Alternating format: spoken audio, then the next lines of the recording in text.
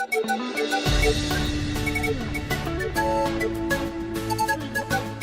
está, Miss Marta? Mucho gusto poder entrevistar aquí, que sea obviamente parte del tema de mi desarrollo de maestría, que la estoy haciendo con mucho orgullo en estos tiempos. Más que nada, el día de hoy queremos justamente hacer una entrevista del aporte que ella viene desempeñando dentro del arte, de su formación académica, artística, sus investigaciones que tiene, sus artículos, todas sus publicaciones que sin duda enriquecen a un gestor cultural que desee impartir y potencializar todas las cualidades y de esta manera culturizar a la niñez y adolescencia de cada uno de los puntos del país. ¿Cómo estás, Miss Marta? Muchas gracias, Cintia. Para mí es un placer tenerte aquí. Yo te considero mucho como gestora cultural, emprendimiento que tienes a través del arte y aportas a la cultura decididamente. Encantada. Muchísimas gracias, Miss. El día de hoy nosotros queremos justamente saber qué representa para Miss Marta la cultura. Bueno, el concepto de cultura es un concepto muy amplio, ¿sí? Pero generalmente se desarrolla a partir de los años 80, ¿sí? En el cual ya se especifica exactamente qué es cultura, claro, con un pensamiento antropológico que solo se reflejaba a los pueblos, a la parte étnica, las costumbres, tradiciones, valores simbólicos. Hoy en día, ya en pleno siglo XXI, a partir del siglo XX, en realidad, del XIX, a finales del XIX, entre el XX, ya este concepto se amplía y ya cultura prácticamente es todo lo que hacemos, todo lo que representamos y todo lo que vivimos a diario en la cotidianidad. Eso es parte de un entorno cultural, es lo que es cultura. Claro, realmente, porque por ejemplo muchos ciudadanos consideran cultura y piensan que es música, cultura o piensan que es danza, y realmente no es así, es un concepto global, justamente como lo está explicando. Música, danza es arte que pertenece a la cultura, es como el deporte que pertenece a la cultura, la gastronomía pertenece a la cultura, La educación también forma parte arte de la cultura, ¿sí? E incluso hasta la política es parte de la cultura, ¿sí? Todo se hace cultura. ¿Y qué nos puede dar opinión acerca de la política insertada dentro de la cultura? ¿Cómo realmente puede incidir positivamente la política dentro de la cultura y cuáles son las desventajas de alguien que no esté totalmente capacitado técnicamente para poder llevar a fin proyectos realmente sostenibles para los gestores culturales? Bueno, aquí hay varios puntos claves. El primero es que cuando hablamos de gestión cultural, esa persona tiene que tener conceptos de administración, de gerencia, pero tiene que ir más allá. No solo debe de tener estas competencias, sino también el de hacer, diseñar y gestar proyectos. Pero aparte de eso tiene que tener otras competencias como es saber trabajar en equipo, haber estado relacionado en el sector del arte, de la cultura, de la comunidad, ¿sí?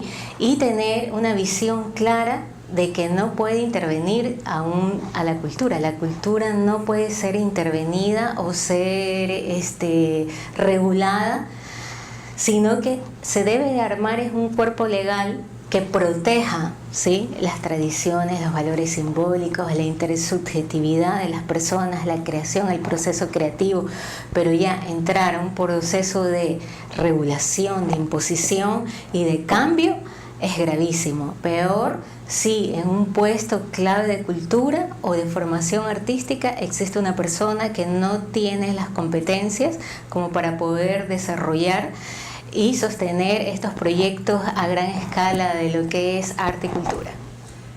Si bien es cierto, hoy en día se han gestionado muchísimos emprendimientos artísticos. ¿Usted cómo ve 2017 a futuro esta actividad que ya se viene gestionando, donde conjuntamente usted ha sido potencializadora de este tipo de actividades? ¿Cómo lo ve a partir del 2017 en adelante este trabajo que ya se viene dando? ¿Hay una continuidad o definitivamente hay como un paro, un retroceso dentro de esto que ya se ha logrado durante mucho tiempo? Pienso que hay un paro y un retroceso de lo que se ha logrado mucho tiempo atrás. Hace 10 años era imposible pensar en una profesionalización en arte, ahora la hay. Pero se están dando demasiadas facilidades, ¿sí?, a través de capacitaciones que no sirven para el verdadero artista. Un profesional en arte tiene que tener mucha experiencia desde un encuentro temprano durante la adolescencia y seguir en la etapa adulta. ¿Qué es? Claro, uno dice, voy a dedicarme a la docencia, pero para poderte dedicar a la docencia, no solo basta la experiencia, sino que también tienes que tener la preparación para poderlo hacer. Si tú dices, voy a dedicarme a ser una investigadora en arte, tienes que prepararte para poder investigar en arte. Pero a diferencia de otras profesiones tradicionales, el arte es más complejo. ¿Por qué? Porque las profesiones tradicionales comienzan un proceso creativo al final, en arte es desde el principio. Entonces, esa persona no es que se hace de un día para otro. Esa persona tiene que haber tenido un encuentro durante toda su vida, un acercamiento directo con el arte. Y tener sumamente bien definidos los campos, porque una cosa es la formación artística, otra cosa es la educación en arte y otra cosa es la educación estética. ¿Sí? La educación estética debe ser un derecho universal como política de Estado para todos los niños de nuestra sociedad, en el cual ellos tienen que tener este encuentro como un derecho humano universal, que todavía no existe. Luego debe existir una articulación de esa educación estética a una educación en arte, que la educación en arte ya lo llevan los profesionales a través de presentaciones, de proyectos, ¿sí? De coger al arte como una ciencia y atacar a diversos sectores o intervenir. ¿Para qué? Para que esa comunidad tenga mejores oportunidades de desarrollo y de mejorar su calidad de vida. Luego viene la formación artística. Ya la formación artística es un compromiso social y es una responsabilidad muy extensa, en el sentido de que ya vienen otro tipo de competencias, ya vienen planes académicos, microcurriculares, mesocurriculares, macrocurriculares, ver a qué visión tú vas, qué en realidad es lo que quieres, qué es lo que vas a formar. Porque tienes una responsabilidad de esa persona que has cogido a cargo, sea o no sea un artista. ¿Ya?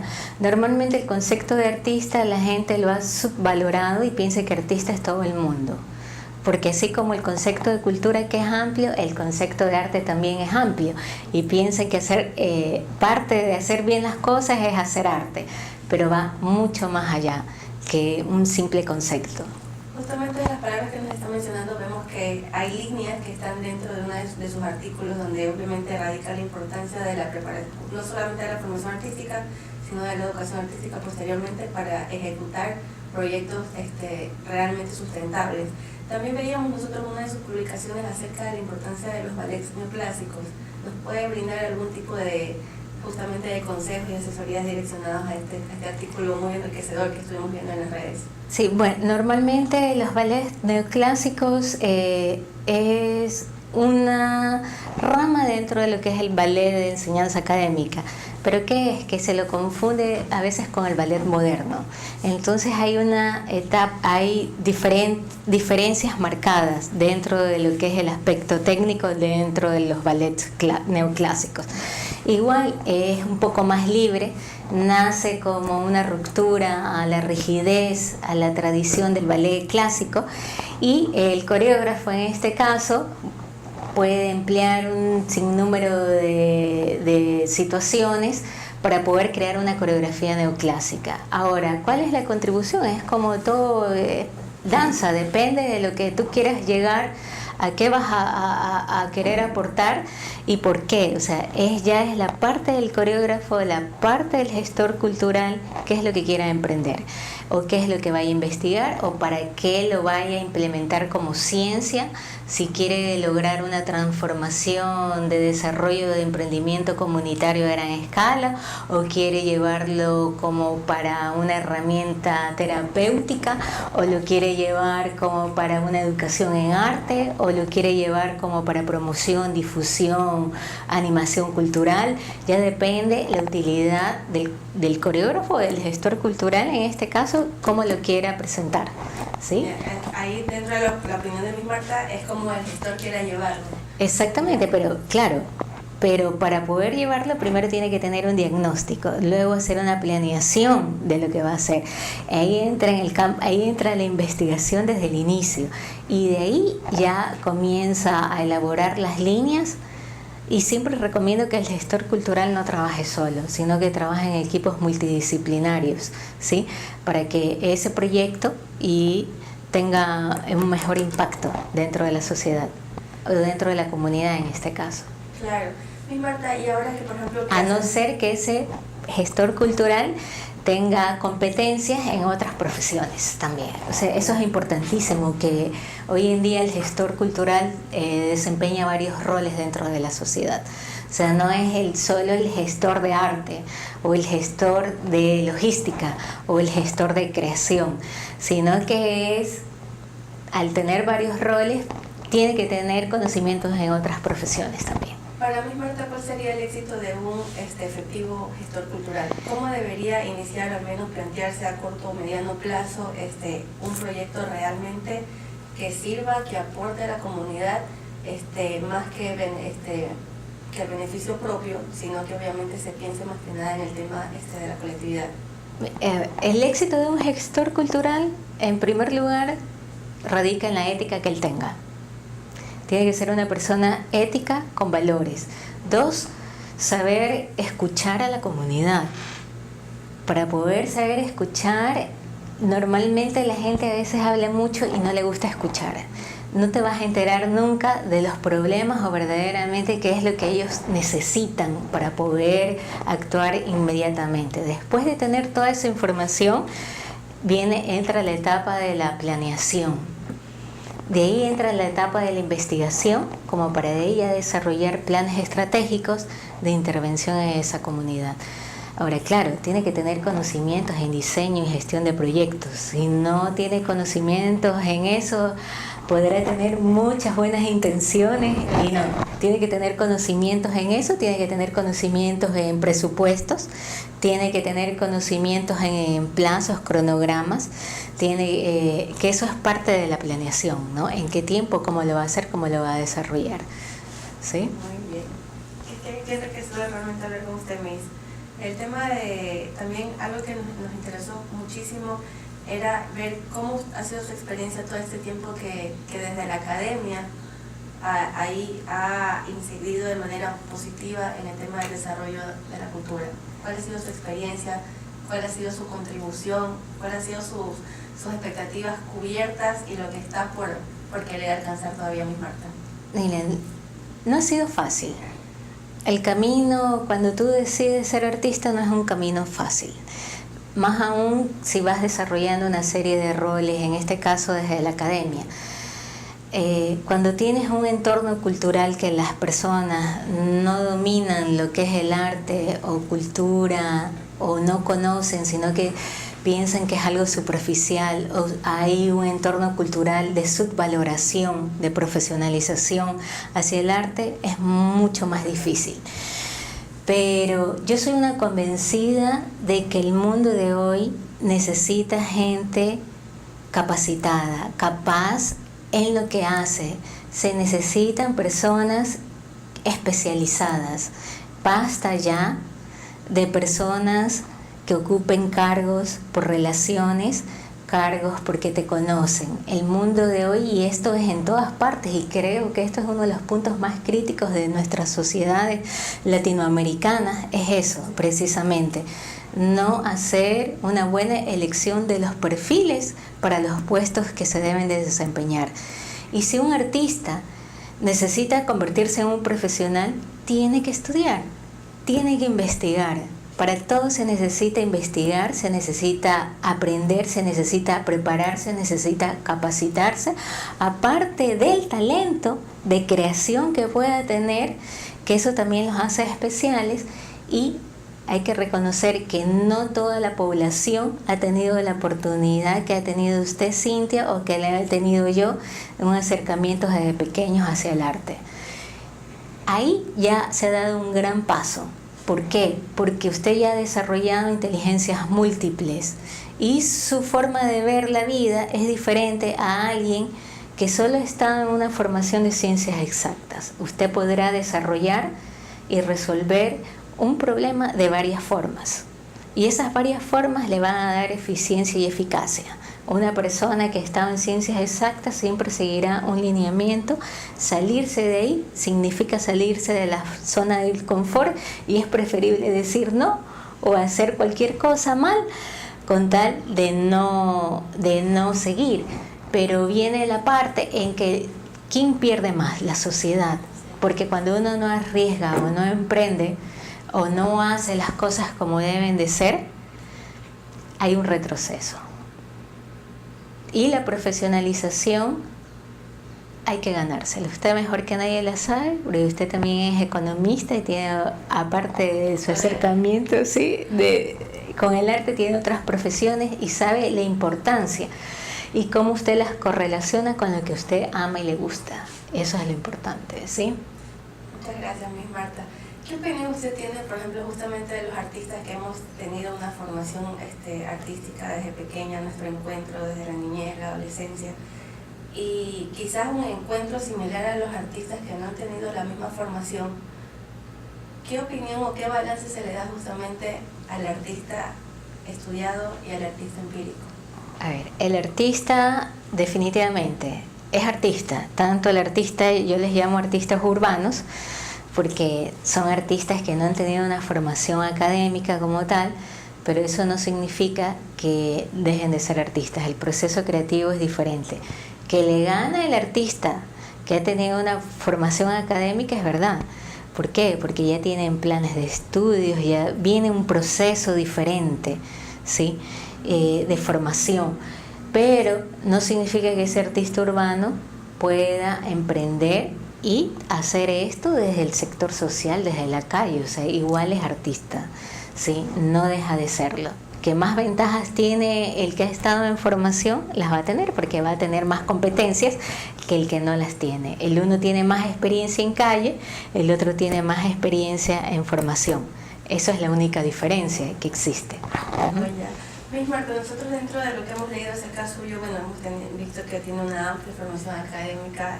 ¿Cómo fue no su cambio, ¿no?, pero realmente iniciar con una carrera y luego ir a una fin, realmente con lo que era el amor con el que uno nace, con el que uno crece? ¿Cómo fue ese cambio, ese paso, ese traslado de terminar una carrera normal, común, por así decirlo, de nuestra sociedad, y apostarle al desarrollo de realmente lo que uno ama desde pequeño? Bueno, normalmente yo me inicié en el arte, sí, de la danza, desde temprana edad, a los 7 años. Nunca dejé de estudiar, he tenido esa ventaja que me gustan los estudios, pero apostarle a lo que tú quieres, pienso que es el profesional de hoy en día.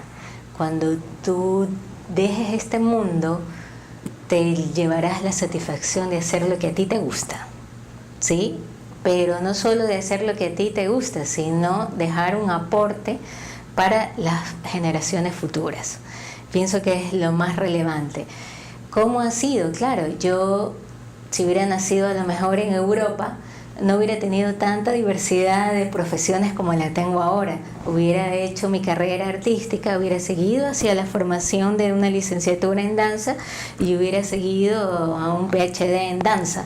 Pero, ¿qué es? En el medio en el que yo me desenvolví, en la época que yo me desenvolví, no existía una profesionalización en arte. Así que tuve que estudiar otra profesión, ¿sí?, de la cual no me arrepiento porque sí me gusta. Seguí un diplomado en marketing y de ahí estudié mi licenciatura en danza. Es decir, que un artista que diga que no puede estudiar hoy en día es mentira, ¿sí? Los años no existen para mí, nunca se es tarde para aprender. Así que es importante que se estudie lo que tú quieres. Y bueno, de ahí he seguido en esto, y una vez que ya ingresé a estudiar lo que verdaderamente toda mi vida me he dedicado, porque he sido maestra, educadora, pero en el área de la danza, coreógrafo, productora, ya dije, vamos a tener una profesión en el área que me compete. Y es lo que he hecho. Ahora estoy en la parte de investigación normal, doctorados en arte es bastante.